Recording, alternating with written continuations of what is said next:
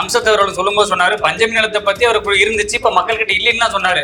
அது ஏன் உங்களுக்கு இவ்வளவு கோவம் வருது? யாருக்கு போட்டுதான் அவங்களுக்கு தான் வலிக்கும். பஞ்சமி நிலத்தை யார் ஆட்டையை போட்டாலும் அவங்களுக்கு தான் கோவம். யாரு ஆட்சி கழகத்துலதான் இல்லாம போச்சு, அதற்கு முன்பு இல்லாம போச்சுன்னு கேட்பாங்களே. ஏன்னா இப்ப ஆட்சிக்கு வந்தது பிறகு அவங்கள குறை சொல்றது 67 நாளே திராவிடம் தானே, இந்த திமுக ஆட்சி தானே. திமுக ஆட்சி இரு கட்சிகளும் மாறி மாறி தானே தமிழ்நாட்டில் ஆட்சி புரியுறாங்க. இப்ப காமராஜர் ஐயாவோட ஆட்சி காலத்துக்கு பின்னால இங்க வந்தது யாருன்னா இங்க திராவிட கட்சிகளுடைய ஆட்சி தான். அந்த திராவிட கட்சிகளுடைய ஆட்சியில தானே இந்த பஞ்சமி நிலங்கள் வந்து காணாம போகுது. அதுதான் நாடு சுதந்திரம் அடையும் போது அவன் கையில இருந்துச்சுன்னு உனக்கு தெரியுமா? இல்லன்னு உங்களுக்கு தெரியுமா? முரசொலி பஞ்சமி நிலம்னு எவன்டா சொன்னா? அப்படியே சொன்னா கூட அதுல கவலையும் இல்லை. ஏன்னு கேட்டீங்கன்னா அவங்க வீட்லயே பட்டியலின மக்கள் இருக்காங்க, அவங்களும் அதுல ஒரு டைரக்டரா இருக்காங்க. அது வந்து அப்படி அப்படியே கைமாறி போயிருக்கலாம் இல்ல. கைமாறி எங்க போச்சுன்னா இப்ப சீமான் அவர்கள் இதை முன்னெடுக்கும் போதுதான் கேக்குறாங்க, பெரிய பெரிய கார்பரேட் முதலாளிகள்கிட்ட போயிருச்ச கைவசம். சும்மா அந்த வாயில வெறும் பந்தல் போடுறதெல்லாம் வேண்டாம். நாங்க ஒண்ணும் வாயில பந்தல் போடல, நீங்க தான் வாயில பந்தல். வாயில வர சொல்றதெல்லாம் நீ உங்க திரு சீமான் அவர்களும். டாஸ்மாக்ல குடிச்ச சாராயம் குடிச்சு யாரும் பலியாகி காட்டுங்க பாப்போம். இதுல வேற எக்ஸ்ட்ரா ஒரு போத்தல வேற அடைச்சு இன்னும் மலிவு விலையில விற்கிறதுக்கு வேற ஏற்பாடு பண்றேன்னு வேற சொல்றாரு. அதுல உங்களுக்கு என்ன வலிக்குது? அது பிசினஸ் இல்ல, மக்களுடைய உயிர் வந்து உங்களுக்கு பிசினஸா தெரியுது.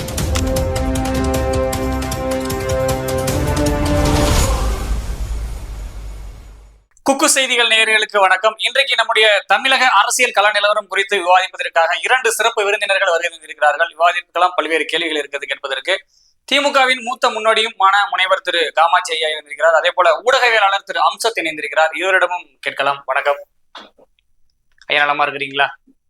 ஏன்னா நாளுக்கு நாள் நாம் தமிழர் கட்சியுடைய அடுத்தடுத்த அவதாரங்கள் முன்னெடுப்புகள்லாம் பார்க்கும்போது திமுகவுடைய முன்னோடிகள் கொஞ்சம் நலமா இருக்கிறது கொஞ்சம் சந்தேகம் அப்படின்னு நான் சொல்லலை, தம்பிகள் நிறைய பேர் வந்து தொடர்ந்து சொல்லிட்டு இருக்கிறாங்க. இந்த பஞ்சமர் நில மீட்பு பேரணி பார்த்துருப்பீங்க, இன்னும் பல்வேறு பேரணிகள் நடக்கிறதா சொல்றாங்க. கூட்டத்தை பார்த்தீங்கல்ல, எப்படி இருக்குன்னு எப்படி பார்த்தீங்க? அது கூட்டம் போடுறவெல்லாம் ஓட்டு போட்டுருவோம் நான் தம்பி. ஓட்டு போடாம 30 லட்சம் பேர் சேர்த்துனாங்க. இன்னுமா அந்த டைலாக நீங்க மறக்கல சொன்னீங்க, இன்னும் கூட்டம் சேரல, ஓட்டு போடல. நான் கட்சி ஆரம்பிக்கும் போதே சாதாரணமா 2 லட்சம் பேர் வந்தான். நான் கூட்டின கூட்டம் சென்னையில கூட்டம், அதுக்கப்புறம் இதுவரை இந்த நிமிஷம் வரை யாரும் கூட்டம் இல்லை. அவ்வளவு கூட்டம் சென்னை சென்ட்ரல்ல கூட்டினேன், மத்திய பகுதியில டிநகர்ல அந்த கூட்டம். அதுக்கப்புறம் பீச்சில் ஒரு கூட்டம், மதுரையில கூட்டம், சேலத்துல கூட்டம், எல்லா இடங்கள்லயும் கூட்டம் அவ்வளவு தள்ளிச்சாக்கும். கடைசியில 3 நாடாளுமன்ற தேர்தல்ல நின்றோம்.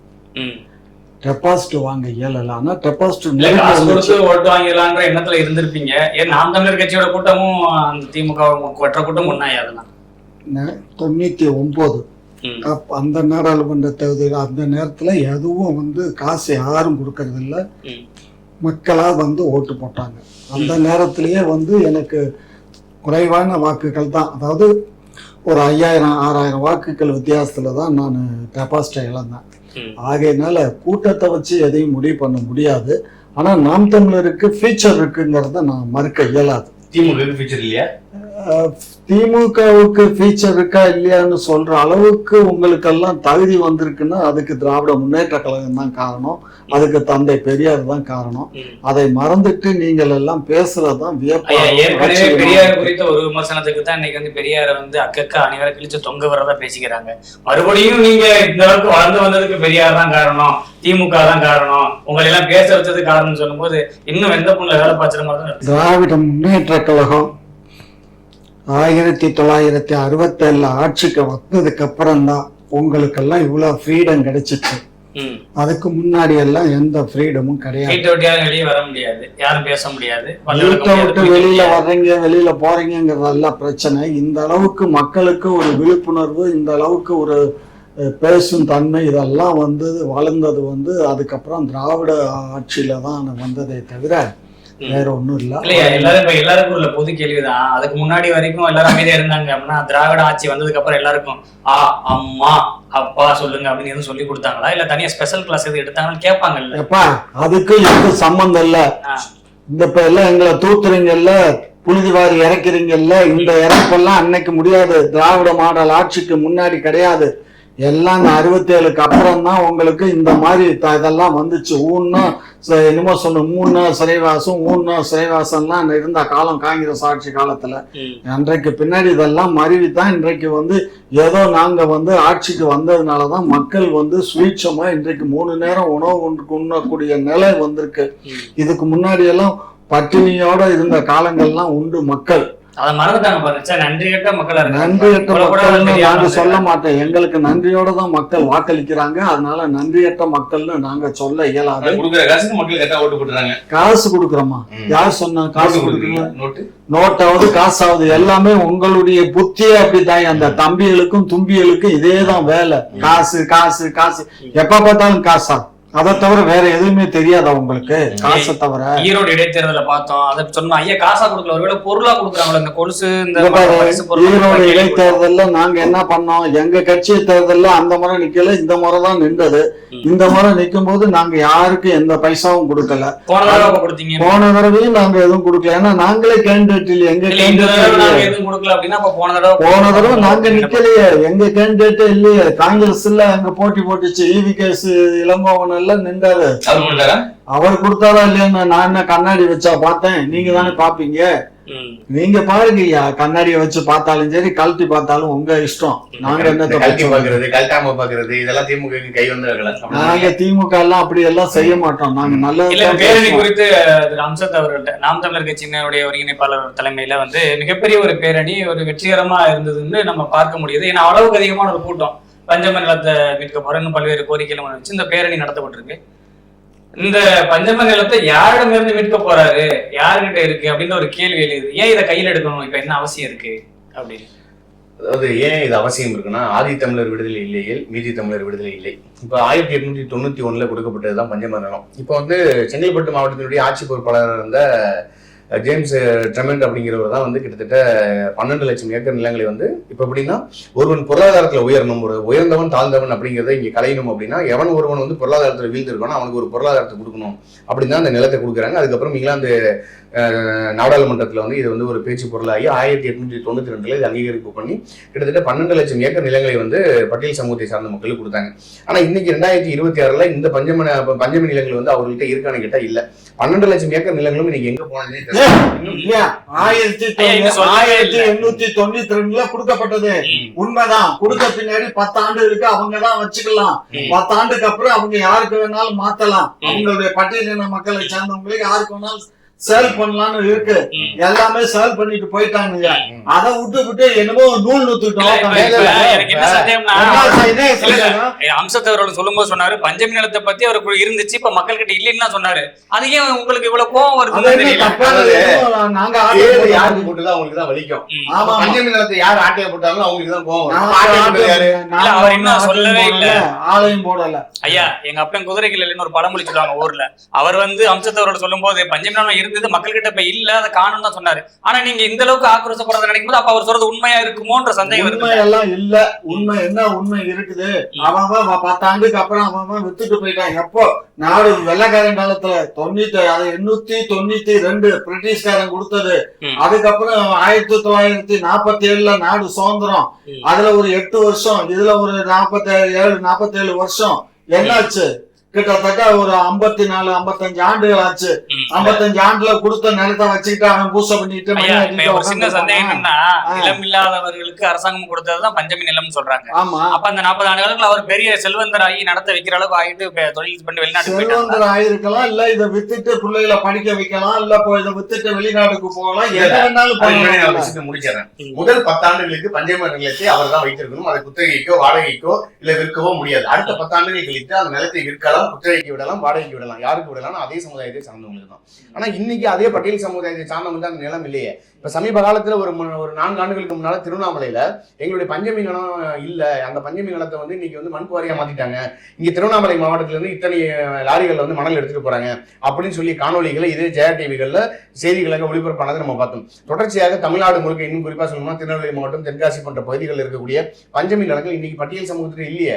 அந்த பட்டியல் சமூக மக்கள்கிட்ட இருந்து பஞ்சமி நிலத்தை கைப்பற்றப்பட்டது யாரு? இப்ப நான் கேட்கிறேன், சமூக நீதி நான் பேசுறோம், நாங்கள் தான் இங்க படிக்க வச்சோம், கோமணம் கட்டி விட்டோம், எல்லாருக்கும் குண்டி கழுவி விட்டோம், நாங்க நாங்க தான் உங்க எல்லாருக்கும் சாப்பிட சொல்லி கொடுத்தோம், பேச சொல்லி கொடுத்தோம், முடிவெட்ட சொல்லி கொடுத்தோம், சேவ் பண்ண சொல்லி கொடுத்தோம், ஆடை அணிவிக்க சொல்லி கொடுத்தோம் நீங்க சொல்றீங்களா?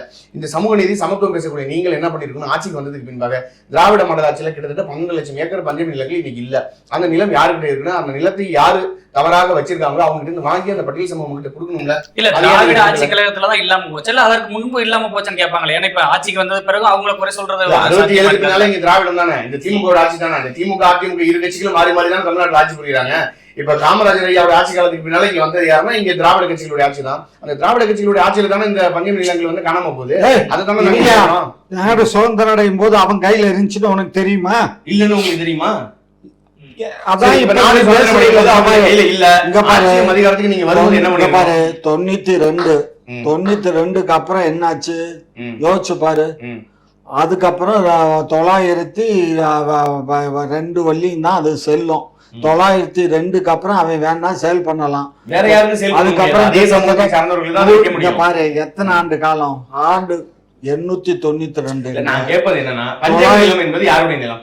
யாரு? பட்டியல் சமூகத்தை சார்ந்தவர்களுக்கு கொடுக்கப்பட்ட நிலம். அரசாங்கத்தால் அரசாங்கம் திமுக அரசாங்கம் இல்ல, ஆங்கிலேயர்களுடைய அரசாங்கம். அதுதான் ஆங்கில அரசால் பஞ்சமி நிலம் பட்டியலின மக்களுக்கு கொடுக்கப்பட்டது. அது திமுக அரசு ஆட்டையை போட்டது. திமுக அரசு ஆட்டையை போட்டுச்சுன்னா அவர் வேற யார் மரியாதை இருக்கு. முரசொலியே பஞ்சமி நிலம் தான் சொல்றாங்க. முரசொலி எந்த நாய் சொல்லுச்சு? சொன்ன நாய்கிட்ட போய் கேளு. பாஜகவை சார்ந்தவங்க சொல்றாங்க. பாஜக சொன்ன நாய்க சொல்லு, அந்த நாய்க போய் கேளு. என்ன சொல்லாம இங்க பாரு, எங்களை பத்தி தவறா சித்தரிக்கிற எவனாக இருந்தாலும் அவனுக்கு நாங்க மரியாதை கொடுக்க வேண்டிய அவசியம் இல்ல. ஆனா கடந்த முறை வந்து என் நல்ல ஞாபகம் இருக்கு, ஜெயலலிதா ஆட்சி காலத்துல கம்யூனிஸ்ட் கட்சிகள், அதே மாதிரி நம்மளுடைய திருமாவளவன், இன்னும் சில கட்சிகள் எல்லாம் சேர்ந்து நம்ம திருவாவூர்ல இருக்கக்கூடிய அந்த ஜெயலலிதா வந்து அங்க இதுல வந்து நிறைய இடத்த ஆக்கிரமிப்பு பண்ணிட்டாங்க. கிட்டத்தட்ட 40 ஏக்கரா வந்து பஞ்சமி நிலம்னு சொல்லி போராட்டம் நடத்தினாங்க. அம்மையார் ஜெயலலிதா அவர்களே 40 ஏக்கர்னா கருணாநிதி அவர்கள் ஒரு 400 ஏக்கர் ஆட்டை போட்டுருப்பாருல்ல. நாங்க இருந்தா எடுத்துக்கோ. நான் என்ன சொல்றேன், எங்கேயாவது நாங்க பஞ்சமி நிலத்தை வச்சிருக்கோம்னா எடுத்துக்கோ. இங்க பாரு, திருவண்ணாமலைன்னு சொன்ன உடனே ஒரு விஷயம் சொல்றேன். திருவண்ணாமலையில ஒரு 5 ஏக்கரா நிலம் எனக்கு அது எனக்கு தேவையான என்னுடைய நண்பர் அன்பழகன் ஒரு அட்வொகேட், அவருக்கு சொந்தமான 5 ஏக்கரா இருக்கு. அவர் கூட என்கிட்ட கிரிவல பாதையிலேயே இருக்கு. ஐயா நீங்க இங்க வந்து ஒரு இது போட்டுக்கோங்க, ஒரு ஹோட்டல் பண்ணுங்க, நல்ல முறையில போகும், ஒரு தீம் பார்க் ஒண்ணு போடுங்க, அதெல்லாம் ஆகும் தான் சொன்னாரு. பட் எல்லாமே இடம் அவங்க அம்மா பேர்ல இருக்கு. நான் இன்வெஸ்ட்மெண்ட் பண்ணணும், புரிஞ்சுக்கோ. அப்ப நாளைக்கு இது பஞ்சமி நிலம், நான் பிரச்சனை வருங்கிறதுக்காக தான் நான் அதெல்லாம் பண்ணிட்டோம். முரசொலி பஞ்சமி நிலம்னு எவன்டா சொன்னா? அப்படியே சொன்னா கூட அதுல கவலையும் இல்லை. ஏன்னு கேட்டீங்கன்னா அவங்க வீட்லயே பட்டியலின மக்கள் இருக்காங்க, அவங்களும் அதுல ஒரு டைரக்டரா இருக்காங்க. இல்ல ஏன் நீங்க புரியாம அவர்கள் பேசும்போது அப்படியே சொன்னாங்க. அதாவது சுதந்திரம் போது கொடுத்தாங்க, சுதந்திரம் ஆனதுக்கு அப்புறம் திராவிட ஆட்சி கழகம் வந்ததுக்கு அப்புறம் என்ன பண்ணீன்னு கேக்குறாங்க. அதை கண்காணிக்க வேண்டிய அரசுடைய பொறுப்பு இல்லையா? அந்த மக்கள் கிட்ட அந்த நிலம் இருக்க வேண்டியது அவங்களுடைய பாத்துக்க வேண்டிய அரசுடைய பொறுப்பு தான். பாரு தம்பி, 892 நாடு சுதந்திரம் அடைஞ்சது 47ல. அப்ப எத்தனை ஆண்டு இடையில அதுக்கப்புறம் அந்த நிலத்தை நாங்க என்னத்துக்கு போய் பாக்குறோம்? அவன் எல்லாம் வந்து எங்க நிலம் ஆக்கிரம் பண்ணிட்டாங்க வச்சுட்டாங்கன்னா அவன் எல்லாம் கம்ப்ளைண்ட் பண்ணணும், கோர்ட்டுக்கு போகணும், இல்ல கவர்மெண்ட்ல அதெல்லாம் நீதிமன்றத்துல இருந்தா நீதிமன்றத்துல போய் பாரு. அதுக்கு எதுக்கு எங்கள்கிட்ட வந்து பாக்குற? எங்களை வந்து ஏன் திறந்து காட்டு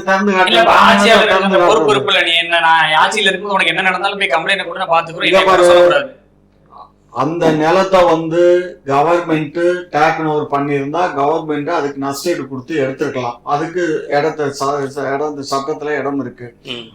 அதே பட்டியலின மக்கள் வந்து இன்னொரு பட்டியலின மக்களுக்கு தான் கொடுக்கணுங்கிறது சரியா இருக்கு. சப்போஸ் அந்த பட்டியலின மக்களுக்கே கூட அவங்க வித்துட்டு போயிருக்கலாம். காலப்போக்குல கிட்டத்தட்ட இப்ப எத்தனை ஆண்டுகள் ஆயிடுச்சு? 100 ஆண்டுகள் ஆயிடுச்சு. இந்த 100 ஆண்டு காலத்துல மாறி மாறி அத்தனை பேர் கை மாறுதுப்பா. ஒரு விஷயம் புரிஞ்சுக்கோங்க, அது காலி இடம், அது பொட்டல் காடு தான். அது விளைச்சல் நிலைமை இல்ல, எல்லாம் பொட்டல் காடுங்க. அது வந்து அப்படி அப்படியே கை மாறி போயிருக்கலாம் இல்லையா? கை மாறி எங்க போச்சுன்னா இப்ப சீமான் அவர்கள் இதை முன்னெடுக்கும் போதுதான் கேக்குறாங்க, பெரிய பெரிய கார்பரேட் முதலாளிகள்கிட்ட போயிருச்ச கைவசம், அதற்கு இங்க இருக்கிற கட்சிக்காரர்கள் சீமானுக்கு நான் இந்த உங்க ஊடகத்தின் வாயிலாதான் அவரு இருக்காருல்ல, அவருடைய தம்பி தும்பி இருக்காருல்ல, நான் சொல்றேன், நீங்க லிஸ்ட் எடுங்க, யார் யார் என்ன பண்ணிருக்காங்க, இது என்ன நடவடிக்கை எடுக்கணும் அப்படின்னு சொல்லி ஒரு லிஸ்ட கொடுங்க. அந்த லிஸ்ட வாங்கி அதன் பேர்ல நாங்க நடவடிக்கை எடுக்கிறோம். ஆமா, சும்மா இந்த வாயில வெறும் பந்தல் போடுறதெல்லாம் வேண்டாம். நாங்க ஒண்ணும் வாயில பந்தல் போடல, நீங்க தான் வாயில பந்தல். வாயில வர சொல்றதெல்லாம் நீ உங்க திரு சீமான் அவர்களும் மற்றும் அவருடைய தும்பிகளும் தான். நாங்களே அப்படி எல்லாம் பண்ண மாட்டோம். எங்ககிட்ட ஆட்சியும் இல்ல, ஆட்சி இருக்கு, அதிகாரம் இருக்கு. நீ தான் பாதிக்கப்பட்ட, உங்ககிட்ட கம்ப்ளைண்ட் கொடுத்துருக்கானா, அந்த கம்ப்ளைண்ட் லிஸ்ட கொண்டா. என்னமோ அந்த ஏர்போர்ட் மூர்த்தியும் உங்க சீமான் அவர்களும் 2 பேரும் ஏறி மேடையில ஏறிக்கிட்டு அப்படின்னு கத்துனா போதுமா? எப்படி பாக்குறேன்னா, ஏர்போர்ட் மூர்த்தியும் சீமானும் ஒன்னா சேர்ந்துட்டாங்க. அப்ப என்னன்னா, இந்தியாவிலேயே ஒரு பட்டியல் சமூக மக்களுடைய பிரச்சனைக்காக, அவர்களுடைய உரிமைக்காக அனைத்து சமுதாயத்தை சார்ந்தவர்களும், ஒரு தேவர், தேவேந்திரர், நாடார், அதுக்கு பின்பாக வன்னியர், ஒரு பறையர், அனைவரும் சேர்ந்து ஒரு பறையர் சமூக மக்களினுடைய பிரச்சனைக்காக போராடுறதை இவர் எப்படி பாக்குறாருன்னா, ஊன்னு கத்துறாங்க, ஒன்னா சேர்ந்துட்டாங்க. இப்ப நான் என்ன சொல்றேன், இப்ப சமூக நீதி பேசக்கூடிய இதே திமுக என்ன பண்ணிருக்கணும்? நாங்க ஆட்சிக்கு வந்தாங்க, திராவிட மாடல் ஆட்சிங்க, பஞ்சமி நிலத்தை நாங்க மீட்கிறோங்க, சாதிவாரி கணக்கெடுப்பு நாங்க எடுக்கிறோங்க, இன்னைக்கு இது தமிழக மக்களுக்கு தேவையானதுன்னு எடுத்துக்கணுமா இல்லையா? சாதிவாரி கணக்கெடுப்பு ஒன்றிய அரசு தான் பண்ணணும், மாநில அரசு பண்ண வேண்டிய அவசியம் இல்ல. மாநில அரசு எடுக்க வேண்டிய அவசியம் இல்லை. அது ஒன்றிய அரசு. சாதிவாரி கணக்கெடுப்பு எடுங்கன்னு உச்ச நீதிமன்றம் சொல்லி ஏன் இந்த மாநில அரசு எடுக்க அது தவறான தகவல். உச்ச நீதிமன்றம் எடுக்கிறதுனா எடுக்கலாம், நாங்க எடுக்கிறதுனா எடுக்கலாம் அப்படின்னு தான் சொன்னாங்களே தவிர கட்டாயமா எடுக்கணும்னு சொன்னா கண்டிப்பா எடுத்தானே ஆகணும். உச்ச நீதிமன்ற உத்தரவுக்கு உச்ச நீதிமன்றம் கட்டாயப்படுத்தி தீர்ப்பு வழங்கல, சொல்லிட்டாங்கல்ல. என்ன பஸ்ஸுக்கு நாங்க எடுக்கணும், எங்களுக்கு என்ன தேவை? ஏற்கனவே இங்க ஒருத்தர் அடிச்சுக்கிட்டு முடிச்சுட்டு கிடக்கான். ஏற்கனவே அந்த எடப்பாடி பாடி ஒரு இதை பண்ணிட்டு போனாரு. என்ன பண்ணாரு? ஒரு 10.5% கொடுத்தாரு நம்ம டாக்டர் ஐயா வகைராக்களுக்கு. கடைசியில அது என்னாச்சு, சுப்ரீம் கோர்ட்ல போய் கிராஸ்ல நிக்குது. ஆமா, தப்புன்னு சொல்லல, அதுக்கு எவ்வளவு பிரச்சனைகள் வந்துச்சு. அந்த பிரச்சனையில நம்ம மீட் பண்ணணும். அது ஒன்றிய அரசு எடுத்து அது சட்ட முன்வடிவு கொண்டு வரட்டும். நாங்க வேற ஒண்ணும் இல்ல, நாங்க எடுக்க கூடாதுங்கிற எண்ணம் எங்களுக்கு இல்ல. ஒன்றிய அரசு எடுக்கட்டும். எந்தெந்த கம்யூனிட்டி வாரியா அவங்க அலோகேஷன் பண்றது ஒன்றிய அரசு அலோகேட் பண்ணட்டும். நமக்கு ஏற்கனவே நமக்கு பின்தங்கியவர்களுக்கு 69 விழுக்காடு இருக்கு. அந்த 69 விழுக்காடு குறையாம அந்த மக்களுக்கு அவங்க பிரிச்சு கொடுக்கட்டும். ஏற்கனவே அருந்ததியருக்கு 3 கொடுத்தத இவங்க தலைவர் பேசுறாரு, அருந்ததியருக்கு எப்படி 3% கொடுக்கலாம், 18ல 3 கொடுத்துட்டீங்க, ஆகவே இன்னொரு 5 எடுங்க. இந்த 3 போச்சுன்னா இங்க ஒரு 15 பிளஸ் ஒரு 5 20 இருக்கட்டும். அப்ப ஒரு பட்டியலின மக்கள் மேடையில வந்து பேசினாக்க உடனே இன்னும் ஒரு 5 இன்னொரு இதுல இருந்து எடுத்து இதுல கொடுக்கணுமா? அதெல்லாம் பாதகம் எல்லாம் உனக்கு வேணா அது சரியா இருக்கும், எனக்கு சரியா இருக்காது. இங்க பாரு, அந்த வேலையெல்லாம் இங்க எங்களுக்கு அவசியம் இல்ல. நாங்க வந்து இப்ப ஏற்கனவே கொடுத்ததே இப்ப எங்களுக்கு பிரச்சனையில இருக்கு. அருந்ததியர் கொடுத்தது, அதுக்கப்புறம் இந்த முஸ்லீமுக்கு கொடுத்தது ஒரு 3.5 அதுவும் பிரச்சனையில இருக்கு. ஆகவே இதெல்லாம் ஒன்றிய அரசு வேலை, அவங்கதான் இத முறைப்படி பண்ணி கொடுக்கணும். அவங்க பண்ணுவாங்க. எடுப்பது ஒன்றிய அரசுடைய வேலை. ஆமா, எதன் அடிப்படையில பட்டியல் சமூக மக்கள்கிட்ட இருந்து 18 விழுக்காட்டுல இருந்து 3 விழுக்காடை எடுத்து அருந்ததியர் மக்களுக்கு அது உள்ஒதுக்கீடு பண்றதுக்கு அரசாங்கத்துக்கு தகுதி இருக்கு. அந்த உள்ளொதுக்கீடு பண்ணதுலயே பிரச்சனை இருக்குங்கிறதுனாலதான் வேண்டாம்னு நாங்க நினைக்கிறோம், வேற ஒண்ணும் இல்ல. தம்பி இங்க பாருங்க, நான் சொல்றது கொஞ்சம் வாங்கி பேசுங்க. நாங்க ஒதுக்கீடு பண்ணோம்னா 72 கூப்பாடு போடுவீங்க. இதே ஒன்றிய அரசு பண்ணி அவன் பார்லிமெண்ட்ல சட்டம் அடிவன் கொண்டு வந்து கொடுத்துட்டான்னு வச்சுக்கோ, பின்னாடி முன்னாடி பொத்திக்கிட்டு வேலையை பார்ப்பீங்க. ஆகையினாலதான் நாங்க எடுக்கல. இல்ல, எதெல்லாம் திமுக அரசுக்கு விமர்சனம் வருது அதெல்லாம் எங்களுக்கு பொறுப்பு கிடையாது, ஒன்றிய அரசு பாத்துக்கும். எதெல்லாம் எங்களுக்கு வசதியா இருக்கு அதெல்லாம் நாங்க தயாரா செஞ்சோம். டாஸ்மாக் கடை யாரு மூணுன்னு கேளுங்க. டாஸ்மாக் கடை யார் ஓபன் பண்ணது? அவங்கள வந்து முட சொல்லு. நீங்க எதுக்கு சொன்னீங்க ஆட்சிக்கு வரும்போது? நாங்க சொல்லுவோம் ஐயா, சொரக்காய் குப்பில்லன்போ சொன்னா மக்கள் இந்த கேடு கட்ட மக்கள் ஓட்டு போட்டு பாத்துக்குவாங்க. மக்களை பத்தி நீ கவலைப்படாத, மக்கள் எங்க மக்கள் எங்களுக்கு அமைச்சர் ரகுபதி சொல்றாரு, கள்ளச்சாராயம் குடிச்சிட்டு தான் பலியாகிறான், டாஸ்மாக்ல குடிச்ச சாராயம் குடிச்சு யாரும் பலியாகி காட்டுங்க பாப்போம். இதுல வேற எக்ஸ்ட்ரா ஒரு போத்தல வேற அடைச்சு இன்னும் மலிவு விலையில விக்கிறதுக்கு வேற ஏற்பாடு பண்றேன்னு வேற சொல்றாரு. அதுல உங்களுக்கு என்ன வலிக்குது? அது பிசினஸ் இல்ல, மக்களுடைய உயிர் வந்து உங்களுக்கு பிசினஸா தெரியுதா? மக்களுடைய அதான் அவரே சொல்றாருல. அவர் என்ன சொல்றாரு, இதுவரை டாஸ்மார்க்ல சாராயம் குடிச்சு எவன் சேர்த்தான் அப்படின்னு கேக்குறாருல, அமைச்சர் ரகுபதி சொல்றாரு. அதை பதிவு பண்றாருல. கள்ளச்சாராயம் குடிச்சு தானே சாகுறான், டாஸ்மார்க்ல குடிச்சு சாவல இல்ல. ஆகையினால டாஸ்மார்க்க நாங்க மூட இயலாது. மக்கள் அப்படி நாங்க மூட மாட்டோம்னு சொல்றேன், நானே தைரியமா சொல்றேன். நாங்க மூட மாட்டோம், படிப்படியா தான் மூடுவோம்னு சொல்றேன். மக்கள் மூட மாட்டீங்களா? ரெண்டுல ஒரு பதில் படிப்படியான்றதுக்கு எதுக்கு இருக்கு? ஏற்கனவே 500 கடை மூடி இருக்கோம்ல, முன்பக்கம் மூடிட்டு பின்பக்கம் திறக்கிற மாதிரி. அதெல்லாம் பின்பக்கம்லாம் திறக்கல. அதெல்லாம் எடப்பாடி காலத்துலதான் NH ரோட்ல முன்னாடி பக்கம் மூடி பின்னாடி பக்கம் திறந்ததெல்லாம் நாங்க இல்ல. இந்த வேலையெல்லாம் இந்த வார்த்தை அலங்காரத்துல எல்லாம் பேசுறது எல்லாம் அந்த சீமான் தம்பிகளுக்கு தான் லாய்க்கு. எங்களுக்கு அதெல்லாம் தெரியாது. எங்களுக்கு வெளுத்ததெல்லாம் பாலுன்னு நினைக்கிற பச்சை பிள்ளைகள். மக்கள் சொல்றீங்களா வெளுத்ததெல்லாம் பாலுன்னு மக்கள் நினைக்கிறாங்க அப்படின்னு? நீங்க பச்சை பாலா இருக்கிறீங்க. ஆமா ஆமா. இல்ல இப்ப திரு சீமான் அவர்களும் இதுக்கு வந்து ஒரு அன்னைக்கு பிரஸ் மீட்ல சொல்லியிருக்கிறாரு. அண்டை மாநிலமான பீகார், தெலுங்கானா எல்லாத்தையும் சாதியாரி கணக்கெடுப்பு எடுக்கிறாங்க. பெரியாரும் இல்ல, இங்க திராவிடத்தை பெரியாரையும் வச்சுக்கிட்டு சாதியாரி கணக்கெடுப்பு பேசாத. அவருதான் ஏதோ மாப்பிள்ள பேசுறாரு, நீயும் அதே கேக்குற. சாதி கணக்கெடுப்ப பீகார்ல எப்படின்னா அவன் என்ன பண்ணிட்டான், அது சுப்ரீம் கோர்ட்ல போய் தொக்குன்னு அவனை ஒரு தலையில கொட்டி பேசாம உட்கார்றான்ட்டான்ல. அதனால நமக்கு முடியாது கண்ணு. ஜாதி வாரி கணக்கெடுப்பு எங்களுக்கு எடுத்தா பிரச்சனை இல்லைன்னா அதுக்கு மேல நாங்க என்ன இவ்வளவு பேர் எல்லாம் சொல்லும் போது நாங்க எடுக்காம இருப்போமா? டாஸ்மாக் கடையை நாங்க மூட மாட்டோம். நீ மக்கள்கிட்ட முடிஞ்சாட்டி ஓட்ட வாங்கி நீ ஜெயிச்சு ஆட்சிக்கு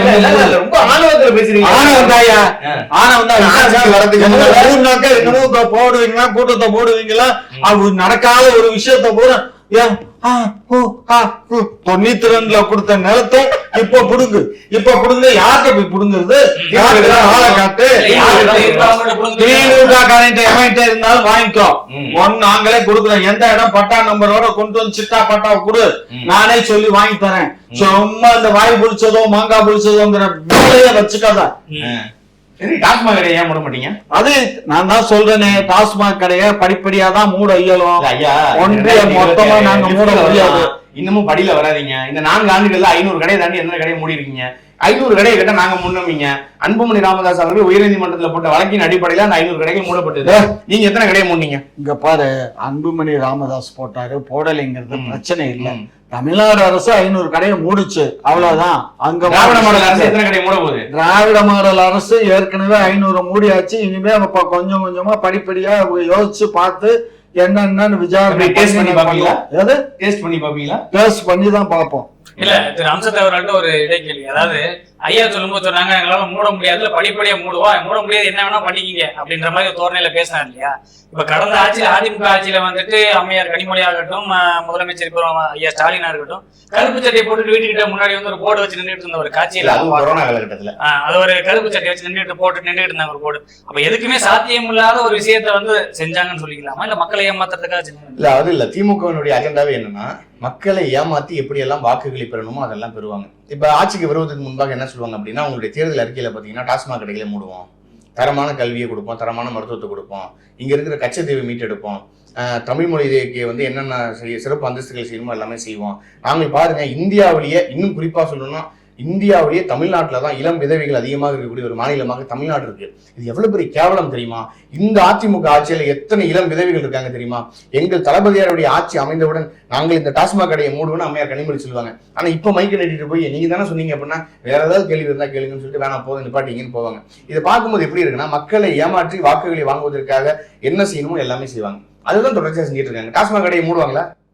நீங்க 1000 கோடி ரூபாய் ஊழலுங்க. இன்னைக்கு ஏதாவது ஒரு சேட்டலைட் சேனல் 1000 கோடி ஊழல்னு சொன்னா நாங்க நீதிமன்றத்துக்கு போயிட்டு வாங்க, நான் போய் கேமரா எடுத்துட்டு லைவா புடுங்க. 1000 கோடி கீழ ஒரு டாஸ்மாக் கடை இருக்கு, போவோம். அதிகாரப்பூர்வமா எவன் கொடுத்திருக்கான் 1000 கோடி ஊழல்னு? எவனாவது அதிகாரப்பூர்வமா தபால் கொடுத்திருக்கானா?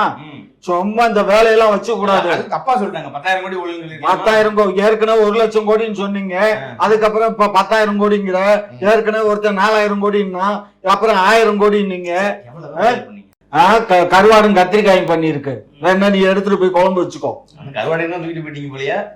அதான் கருவாடை எடுத்துட்டு போய் குழம்பு வச்சுக்கோ.